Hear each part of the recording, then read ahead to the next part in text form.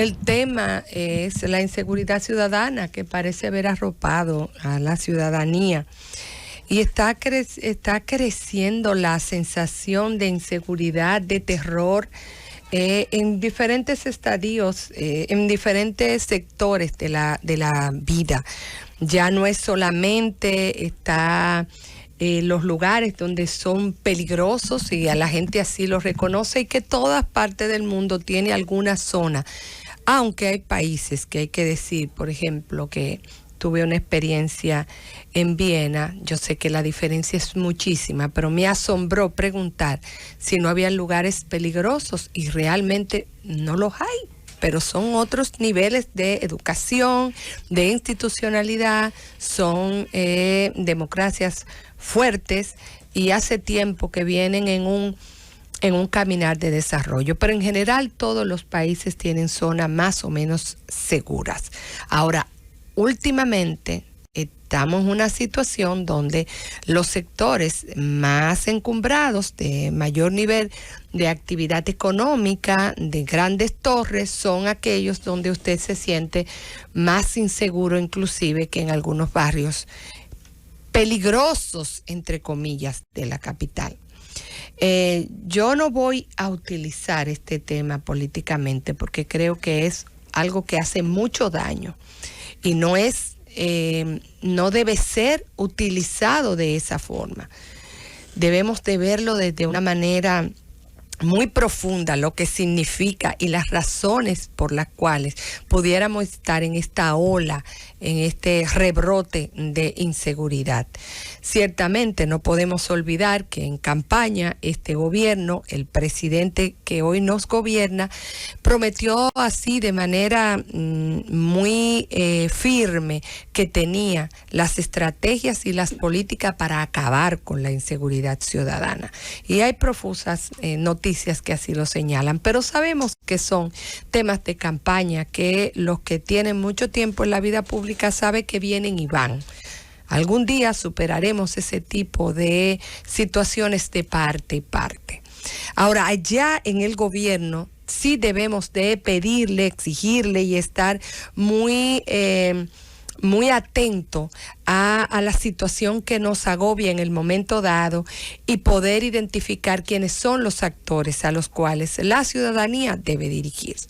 Así como no debe ser utilizada esas promesas de campaña, también tenemos que rechazar las salidas que siempre se dan, no en este gobierno, en todos los gobiernos, los jefes de policía salen con declaraciones como la que hoy dio el director de la Policía Nacional, el señor Edward Sánchez. Tengo que ver su nombre porque le dicen el señor silencio, el señor mudo, el señor ausente. Es una persona que casi la gente ni lo conoce, cuando dijo que los robos de la ratería había bajado 24%. Pues mire, señor Edward, no son raterías.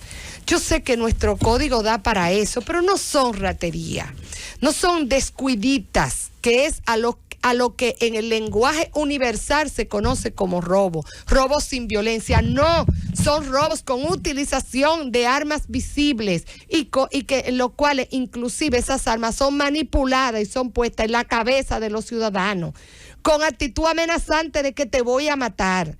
Y muchas veces te tiran el tiro. Es más, muchas veces te despojan de las pertenencias y aún así te tiran el tiro. Y cada día vemos más que esas bandas, esos ladrones, esos autores, sea que estén actuando en solitario o en grupo, como cada vez se ve más, terminan en actos de violencia y en actos de sangre. No son ratería, no son robos de descuido, son robos a mano armada, con pluralidad de agentes, muchas veces utilizando la nocturnidad o la vulnerabilidad de la víctima, y aún así te sacan las armas visibles y te dan, y hay vías de hecho. Ahora estamos viendo modalidades, además, que rompen con los patrones, cada día más son más violentos, son bandas, son grupos armados y además motorizados. No estamos hablando de ratería común, no. pero además tienen un nivel de efectividad muy alta en la población, lo que le da a las personas la conciencia de que inmediatamente estás frente al delincuente, pueden terminar con tu vida, porque están terminando con la vida de los atracados, porque están golpeando y arrastrando a mujeres, a niños, a ancianos, porque lo están matando, lo están asesinando, lo persiguen. Los videos que andan por ahí son de terror, donde ellos persiguen gente, inclusive en su casa, rompen la puerta y adentro en las habitaciones, en la sala de la casa, atracan a una gente. Cuando ellos andan sin ni siquiera ocultar su cara. ¿Por qué? Porque saben que no van a ser perseguidos. Entonces, señor director de la Policía Nacional, y al propio ministro de Interior y Policía, quien ha jugado un protagonismo como debe ser un ministro de Interior y Policía, a lo que no estábamos acostumbrados, hay que afinar las estrategias, porque la criminalidad sí se está organizando, sí se está estructurando, sí se está especializando, sí está teniendo modalidades diferentes. Vemos cómo transportes masivos están siendo asaltados en caminos públicos y en plena centro de la urbe. Eso no se veía. No se veía atracos en campos tampoco. No se veía bandas organizadas. Entonces no es con paños tibios, no es con mentiras. No se puede decir que usted ha desarticulado una banda donde usted mismo ha identificado 10 personas, coge 5, como en el caso de los motorizados, sabes las alias de los otros 5 y dice que le ocupó una chilena cuando los videos andan por ahí blandiendo armas que parecían armas reales. Eso no es verdad que usted va a cambiar la percepción con eso. No es verdad que usted diciéndole criminales y delincuentes a eso, inclusive donde hay 5 que están prófugos, que usted le sabe las alias y no la ha podido identificar, entonces usted va a tratar con paños tibios a los 2 otros desaprensivos, tanto del McLaren rojo que chocó, y él mismo hace relato que es una cosa que se ve que los miembros de la DGC lo protegieron de su mismo relato, usted se da cuenta.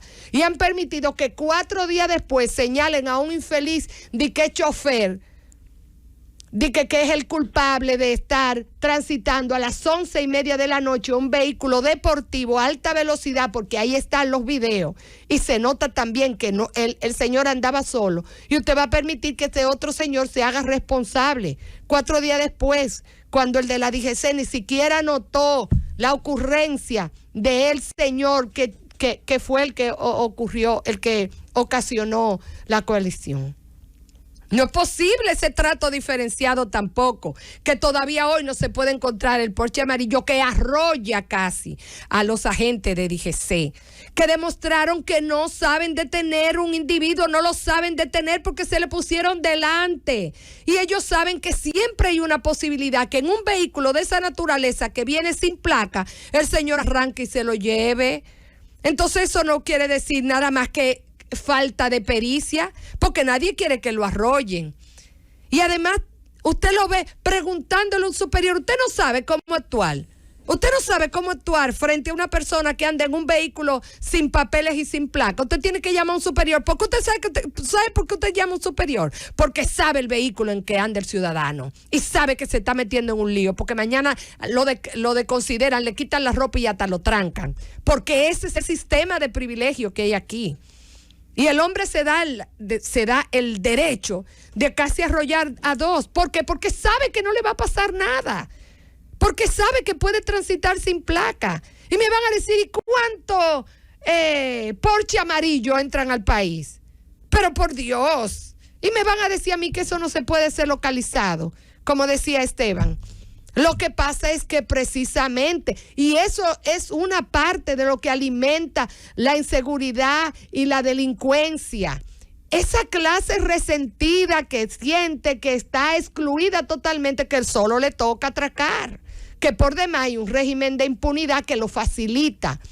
La estrategia tiene que ser con el Ministerio Público, y también hay que meter al Poder Judicial, que se mantiene mirando de espaldas en esta situación, porque la impunidad cierra en la incapacidad del Estado de hacer que la gente sea condenada y cumpla su sentencia, y después darle seguimiento a aquellas personas que ya son personas condenadas y que han cumplido con su pena, entre comillas. Esto es un tema grueso, y hasta que no esté en el centro de la política pública de verdad, y la demostración de que esté de verdad no es haciendo comisiones, es entregando recursos y buscando asesores especializados de verdad que asuman este tema, que no está afectando a todos, a ricos y a pobres. Lo que pasa es que hay ricos que son tan delincuentes como los pobres, en otra modalidad de atraco, en otra modalidad de asalto, en otra modalidad de desafío a la autoridad, como los dos personajes de estos, de los dos vehículos ricos, que los dos son dos personas que han violado la ley y los dos andan ahí sueltos. Cuando viene a ver, ni siquiera son localizados y ni siquiera son condenados a nada, como en el caso del de McLaren rojo, que ya le envirgó el choque a un infeliz chofer.